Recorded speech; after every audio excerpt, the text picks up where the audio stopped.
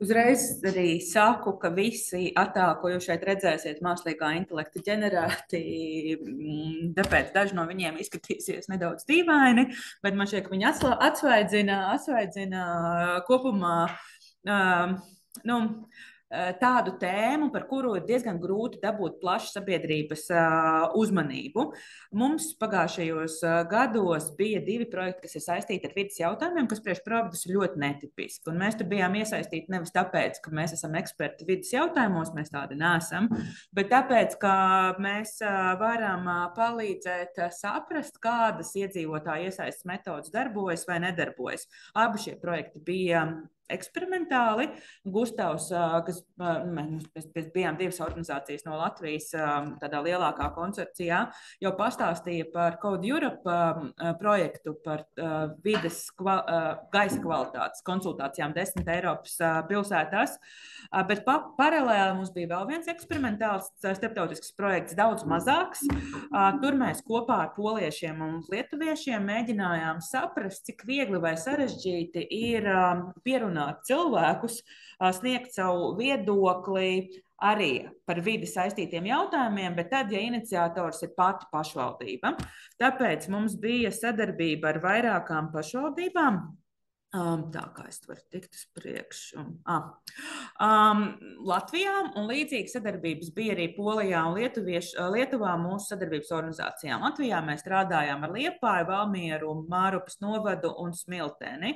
Un doma bija tāda, ka katra pašvaldība saviem iedzīvotājiem uzdod 4 jautājumus aptuveni 2-3 mēnešu ilgumā, kas skar vides jautājumus vai sabiedriskos labiekārtojumus.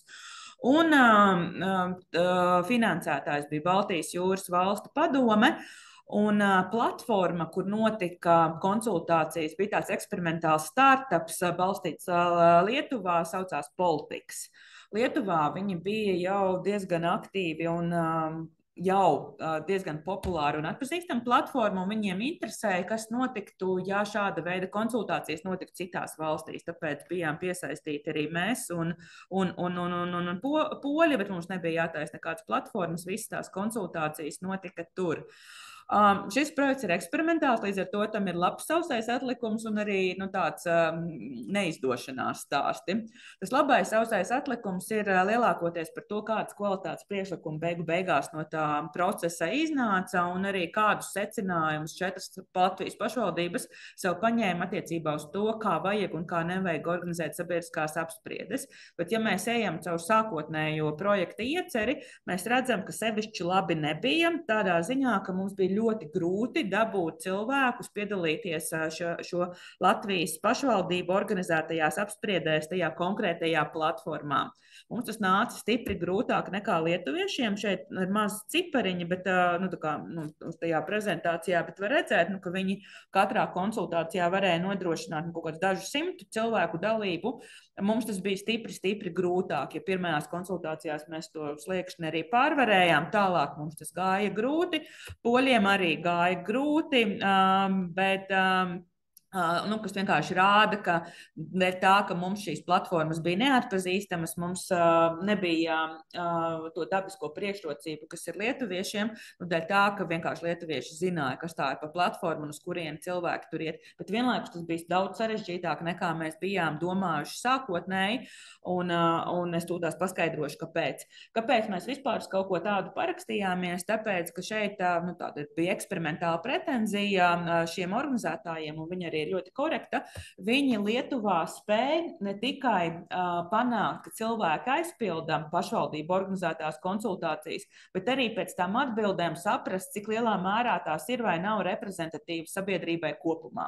Teiksim, ja kāda aptaujā piedalās tikai sievietes, tad skaidrs, ka tā ir galīgi nereprezentatīva sabiedrībai kopumā, vai, teiksim, kaut kāda viena vecuma grupa, un tad viņiem par katru no tām aptaujām parādās ne tikai apkopot apkopojums priekš tās anketas pasūtītājiem, kā cilvēki ir atbildējuši un kas viņi ir, bet arī kaut kāds reitings par to, cik, ja es pareizi atceros, 100% skalā šī aptauja ir vai nav reprezentatīva, lai tajā brīdī, kad pašvaldība strādā ar aptauju datiem, viņiem kā plus mīnus skaidrs, vai tas ir dažu cilvēku, ļoti līdzīgu cilvēku viedoklis, vai tas ir tomēr tāds vairāk atbilstoši viņu pašvaldības struktūrai. Mums tas šķita ļoti interesanta pieeja, bet mēs gribējām viņu patestēt Latvijā.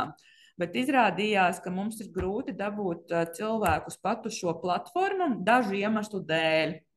Pirmkārt, tas, ar ko mēs nebijām rēķinājušies, bija tas, ka starplaikā bija mainījušies Facebook nosacījumi. Jā, šis startups Lietuvā kļuva ļoti populārs caur tādu vienkāršu metodi, ka pašvaldība norganizē aptauju. Viņi norganizē šīs aptaujas reklamēšanu Facebookā ar reklāmām. Un tad cilvēki spiež uz linku, kas parādās Facebookā, un tādā veidā tiek uz attiecīgo portālu. Mūsu gadījumā, tad, kad mēs šī gada sākumā šo pieeju testējām, Facebook bija ieviesis izmaiņas ar brīdinājumu sakot, ka ja tu tagad klikšķini uz saiti, kas tevi ved uz kaut kādiem trešajiem resursiem, un tajā brīdī cilvēki, tā sakot, nobruka. Mums bija daudzi, kas mēģināja klikšķināt uz tiem saitēm, bet ļoti maz, kas reāli nonāca tajā politikas platformā, jo Facebook bija ieviesis šādu aizsardzības barjeru. Šobrīd es skatos, viņas atkal nav, bet tas secinājums ir tāds, ka tad, ja galvenais veids, kā mēs ceram cilvēkus dabūt piedalīties, ir reklāma sociālajos mēdījos, dažkārt, dēļ tā, ka tās platformas maina lietošanas nosacījumus, tas var izrādīties ļoti optimistiski. Otrs šķērslis bija līdzīgs tam, par ko mēs runājām pie iepriekšējā gadījuma prezentācijas, reģistrācija kā šķērslis. Proti, cilvēks tiek tajā mājaslapā, mēs redzam, ka ir diezgan daudz arī ienākuši, ne tik daudz, cik ir redzējuši tās reklāmas vai pat klikšķinājuši Facebookā uz saitēm, bet tomēr kaut kāda daļa ir tikusi līdz tai mājaslapai, un tad, lai viņš nobalsotu tajā sabiedriskajā apspriedē, un mēs dabūtu vismaz kaut kādu demogrāfisko informāciju par viņu, lai saprastu, vai tās atbildes kopumā būs reprezentatīvas sabiedrībai vai nē, viņam ir jāielogojās, un tad ir jāatbild uz jautājumiem, atstājot arī par sevi vismaz sākotnēji kaut kādu informāciju, lai mums tā demogrāfija ir skaidra. Šajā posmā arī vienkārši tas atbirums ir ļoti, ļoti liels, un tas arī ir kaut kā tāda liela mācība, ka ja vien tā nav kaut kāda mega akūta tēma, kas tieši tajā brīdī cilvēkiem deg, un kas tad viņus motivētu piereģistrēties šajā platformā, no jauna uzbūvēt kaut ko tādu ir ļoti grūti, jo pat ja cilvēkam aptuveni tie vidas jautājumi vai savas pašvaldības jautājumi interesē, tomēr tas šķēršļu barjera ir grūti pārvarama. Pašvaldības arī diezgan daudz ko centās no savas puses, lika šos vēstījumus savās mājaslapās, izplatīt caur sociālajiem tīkliem, bet dēļ tā konkrētā izpildījuma, ka tiem cilvēkiem bija jāaiziet uz sev nepazīstamu mājaslapu, tur jāpiereģistrējās, un tad tikai viņi varēja atbildēt, tam baigi lielās pievienotās vērtības nebija. Kā jau es teicu, mums tas kopējais sausais atlikums no tā projekta ir pozitīvs, jo tie cilvēki, kas tomēr pārvarēja to barjeru joslu, atnesa ļoti labu informāciju, bet vienlaikus tas, ko mēs sapratām, ka ir jāmeklē kaut kādi citi veidi, kā iesaistīt plašu cilvēku skaitu sabiedriskās konsultācijās. Tā bija mūsu alternatīva. Mēs mēģinājām, redzot, ka tas politikas variants nedarbojās, vienkārši organizēt diskusijas Facebookā pie attiecīgajiem ierakstiem. Lūdzot, Valmieras novada pašvaldība vēlās uzlabot vides uzlabošanai, klimata pārmaiņu mazināšanai kaut kādus pasākumus. Lūk, ir atbilžu varianti, šeit viņi nav redzami, principā viņi tur bija augstāk. Lūdzu, pasakiet, kas darētu un kas nē. Un tad mēs redzējām dažkārt daudzos desmitos redzams komentārus no cilvēkiem, jo mēs reklamējām šos ierakstus konkrētas pašvaldības teritorijā, kur viņi nāk ar tām savām idejām. Bet jāsaka, ka tās diskusijas Facebookā bija tādas stipri necivilizētas. Tā kā cilvēki nevienmēr tā kā dalījās ar kaut kādām labām idejām. Dažkārt viņi vienkārši lamāja to savu pašvaldību vai tā sakot, norādīja, ka tās idejas, ko citi ir iesnieguši, nav sevišķi labas idejas. Līdz ar to tas arī nav ideālais veids, kā organizēt konsultācijas par jautājumiem, kas interesē kādu valsts pārvaldes iestādi vai kādu pašvaldību.